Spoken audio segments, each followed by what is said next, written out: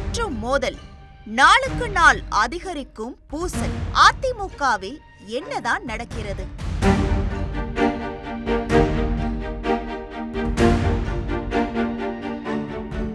அத்திக்கடவு அவிநாசி நிலத்தடி நீர் செறிவூட்டும் திட்டத்தை செயல்படுத்த நிதி ஒதுக்கியதற்காக முன்னாள் முதல்வர் எடப்பாடி பழனிசாமிக்கு பாராட்டு விழா நடத்தப்பட்டது. அந்த விழாவை புறக்கணித்த அதிமுக மூத்த தலைவர் செங்கோட்டையன் விழாவுக்கான அழைப்பிதழில் எம்ஜிஆர், ஜெயலலிதா படங்கள் இல்லாததால் பங்கேற்கவில்லை என கூறியது சர்ச்சையை ஏற்படுத்தியது.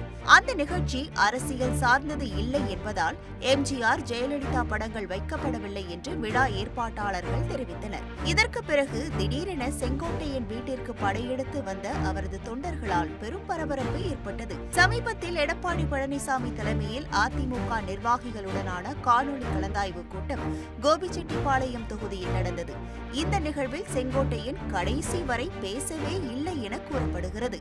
இதனை உறுதிப்படுத்தும் விதமாக தற்போது கோவையில் நடந்த எஸ்பி வேலுமணி இல்ல திருமண விழாவில் அதிமுக பொதுச் செயலாளர் எடப்பாடி பழனிசாமியை சந்திப்பதை தவிர்த்த முன்னாள் அமைச்சர் செங்கோட்டையன் திருமண வரவேற்பு துவங்கும் முன்னரே மணமக்களை சந்தித்து வாழ்த்து தெரிவித்துவிட்டு கிளம்பி சென்றார்.